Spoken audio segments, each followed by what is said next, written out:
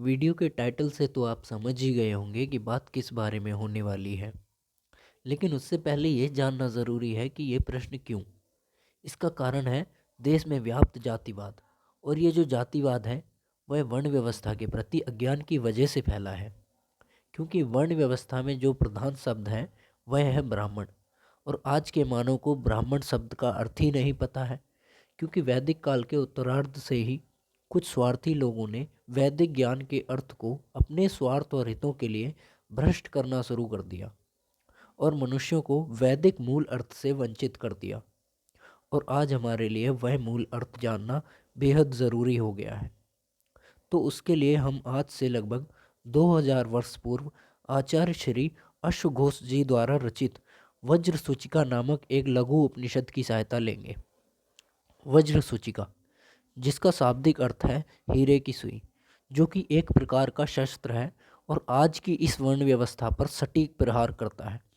आचार्य जी ने इसमें ब्राह्मण का तात्पर्य बड़े ही साइंटिफिक और लॉजिकल तरीके से समझाया है। आचार्य जी कहते हैं, ब्राह्मण, क्षत्रिय, वैश्य और शूद्र, ये चार वर्ण हैं। इन वर्णों में ब्राह्मण ही प्रधान है, ऐसा वेद वचन और स्मृति में भी वर्णित है। अब यहाँ प्रश्न यही उठता है कि ब्राह्मण कौन है? क्या वह जीव है, अथवा कोई शरीर है, अथवा जाति है, अथवा कर्म, अथवा ज्ञान है, या फिर ब्राह्मण का तात्पर्य किसी धार्मिक व्यक्ति से है? इस स्थिति में यदि सर्वप्रथम जीव को ही ब्राह्मण माने कि ब्राह्मण जीव है, तो यह संभव नहीं है। क्योंकि भूतकाल और भविष्यकाल में अनेक जीव हुए हैं, वह होंगे, उन सबका स्वरूप भी एक जैसा ही होता है। जीव एक होने पर भी अपने अपने कर्मों के अनुसार उनका जन्म होता है और समस्त शरीरों में जीवों में एकत्व रहता है। इसलिए जीव को ब्राह्मण नहीं कह सकते।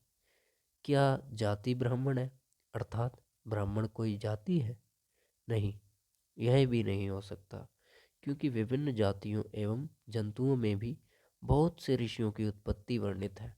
जैसे मृगी से श्रृंगी ऋषि की, कुश से कौशिक की, जम्बूक से जाम्बूक की, वल्मीक से वाल्मीकि की, मल्लाह यानी धीवर, धीवर कन्या मत्स्यगंधा से वेदव्यास की, शशक पृष्ठ से गौतम की, उर्वशी नामक अप्सरा से वशिष्ठ की, कुंभ यानी कलश से अगस्त्य ऋषि की उत्पत्ति वर्णित है।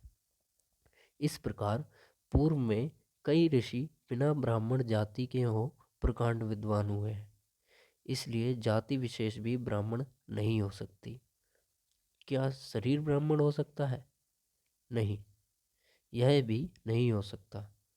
चांडाल से लेकर सभी मानवों के शरीर एक जैसे ही अर्थात पांच भौतिक होते हैं। उनमें जरा मरण, धर्म आदि सभी समान होता है। ब्राह्मण गौर वर्ण, क्षत्रिय रक्त वर्ण, वैश्य वीत वर्ण और शूद्र कृष्ण वर्ण वाला ही हो, ऐसा कोई नियम देखने में नहीं आता।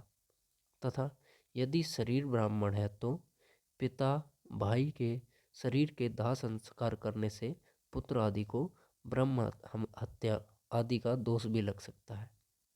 अस्तु शरीर को ब्राह्मण होना संभव नहीं है। क्या ज्ञान को ब्राह्मण माना जाए? ऐसा भी नहीं हो सकता। क्योंकि बहुत से क्षत्रिय राजा जनक आदि भी परमार्थ दर्शन के ज्ञाता हुए हैं और होते हैं। अस्तु ज्ञान भी ब्राह्मण नहीं हो सकता। तो क्या कर्म को ब्राह्मण कहा जाए? नहीं, ऐसा भी संभव नहीं है।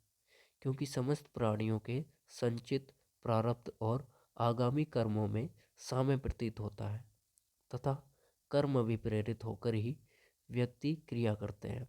अतः कर्म को भी ब्राह्मण नहीं कहा जा सकता। क्या ब्राह्मण का तात्पर्य किसी धार्मिक व्यक्ति से है? यह भी सुनिश्चित रूप से नहीं कहा जा सकता। क्योंकि क्षत्रिय आदि बहुत से लोग स्वर्ण आदि का दान करते रहते हैं, अतः धार्मिक भी ब्राह्मण नहीं हो सकता। तब ब्राह्मण किसे माना जाए?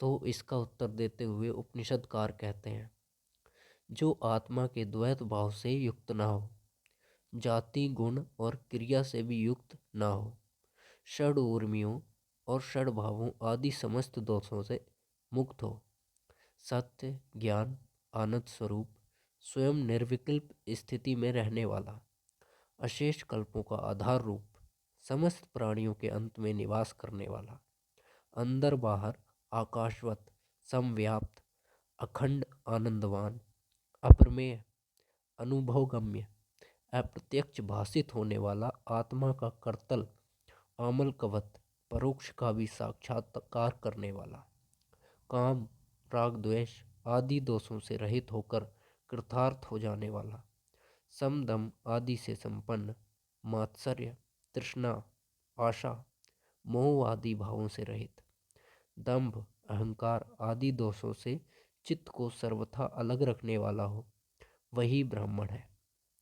ऐसा श्रुति स्मृति पुराण और इतिहास का अभिप्राय है। इस अभिप्राय के अतिरिक्त अन्य किसी भी प्रकार से ब्राह्मणत्व सिद्ध नहीं हो सकता। आत्मा ही सतचित और आनंद स्वरूप तथा अद्वितीय है।